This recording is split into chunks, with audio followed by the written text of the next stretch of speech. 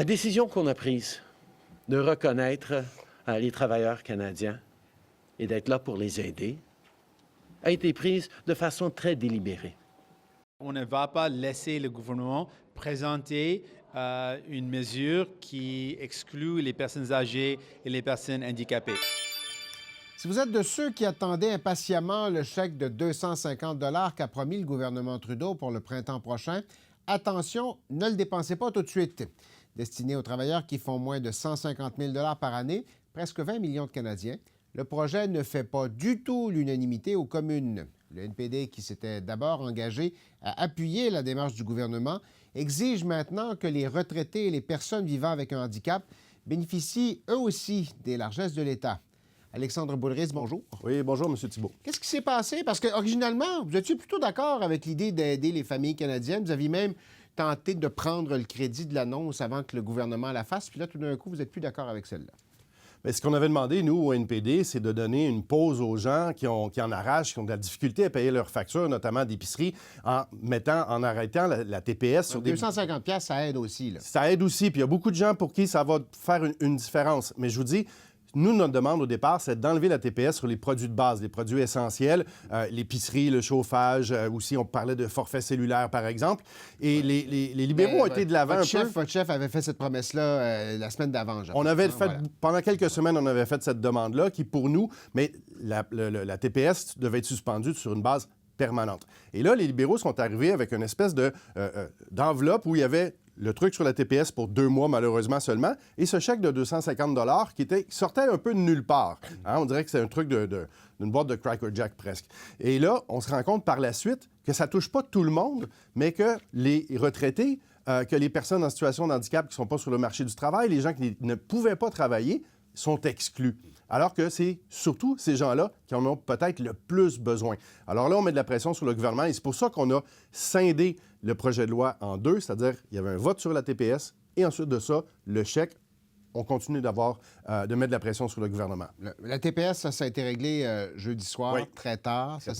Puis là, ça se discute, quoi, les modalités, comment le gouvernement pourrait vous faire plaisir? Vous êtes en discussion avec les libéraux là-dessus? Il n'y a pas de négociation. Ce qu'on fait en ce moment, c'est qu'on dit aux libéraux, nous, on a une ligne rouge et c'est que les retraités puissent avoir accès à cette aide-là, qui est importante, et également les personnes en situation d'handicap. Pour nous, c'est comme complètement injuste que quelqu'un qui gagne 130 000 $ par année puisse avoir un chèque, puis qu'un retraité qui a une rente peut-être de 35 000 $, qui, pris avec l'inflation puis la hausse du coût de la vie, puisse pas avoir accès à cette aide-là. Les libéraux font ça, comme d'habitude, à moitié ou tout croche. Puis là, ce qui est drôle, c'est que les conservateurs puis le Bloc s'opposent même à l'idée d'aider les gens qui en ont besoin. Bon, là, le gouvernement vous dirait, les personnes âgées, les personnes vivant avec un handicap, on a des programmes, on a majoré, il y en a de l'aide pour ces gens-là. On voulait cibler des travailleurs qu'on semble avoir un peu mis de côté au cours des dernières années.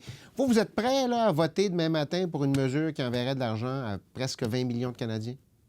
Mais je pense que dans la situation actuelle, les gens en arrachent puis on a besoin d'aide. Alors, pour nous, on va regarder chaque mesure. Est-ce que c'est bon pour monsieur, madame, tout le monde ou c'est pas bon pour les gens? Et il y a un petit parfum électoraliste quand même dans la mesure libérale, là, on va se le dire. Là-dessus, on a quand même une réticence. Mais c'est dur de dire non à une aide quand les gens ont de la misère à payer leur loyer puis à payer l'épicerie, là. Oui, mais présenté sous sa forme actuelle, vous ne seriez pas capable de voter pour, c'est ça? Sous sa forme actuelle, s'il n'y a pas les aînés, s'il n'y a pas les retraités, pour le NPD, c'est inacceptable parce qu'on veut aider ces gens-là qui payent aussi leur épicerie puis qui sont pris avec la hausse du coût de la vie. Je ne comprends pas comment ça se fait que les libéraux les ont carrément écartés puis oubliés. Bon. Comment on y arrive, d'après vous? Parce qu'évidemment, le problème là-dedans, en tout cas, les libéraux vous diraient, le gouvernement vous dirait, le problème, c'est que on ne peut pas dépenser davantage. Alors, comment on y arrive, d'après vous, en conservant la même enveloppe de quoi? À peu près 4 milliards et demi, un peu plus de 4 milliards de dollars. Est-ce qu'il y a une façon d'y arriver pour faire plaisir à tout le monde? Bien, nous, la proposition qu'on faisait sur la réduction de la TPS de manière permanente, c'est qu'on allait chercher des revenus supplémentaires. Un impôt ou une taxe spéciale sur les profits excessifs des pétrolières, des gazières, des grandes chaînes d'alimentation, ça nous permettait de financer cette mesure-là pour redistribuer cette richesse-là. Les libéraux ne le font pas. Je ne comprends pas pourquoi ils ne le font pas. C'est une mesure pourtant assez simple, logique à comprendre. Mais là, ce qu'on dit, c'est que peut-être aussi, on peut réduire le plafond de 150 000 qui est assez élevé, on va se le dire. Puis peut-être ça pourrait aider à financer également l'élargissement de cette aide-là, dont beaucoup de familles, beaucoup de travailleurs, c'est vrai, ont besoin, mais on ne peut pas oublier les petits retraités qui sont pris avec des rentes très, très minimes parfois. Le congé de TPS pour lequel vous avez appuyé le gouvernement jeudi, les bloquistes, des gens du milieu des commerces disent « OK, intéressant, mais compliqué à implanter. C'est vrai que pour un petit commerçant qui doit reprogrammer ses affaires puis trouver... » Qu'est-ce que vous dites de cette critique-là? Est-ce que le gouvernement a fait fausse route là-dessus? Bien, premièrement, comme d'habitude, les libéraux font les choses à moitié. Nous, ce qu'on voulait, c'est enlever sur les produits essentiels sur une base permanente. On ne comprend pas le 2 mois, il vient d'où, puis c'est vrai que ça complique... C'est la période des fêtes. Eux disent c'est la période des fêtes. Mais ça complique la vie pas mal aux petits commerçants. On est d'accord avec ça. Puis la liste des produits, bon, on n'aurait pas fait cette liste-là non plus. Mais en même temps, on trouve ça quand même assez...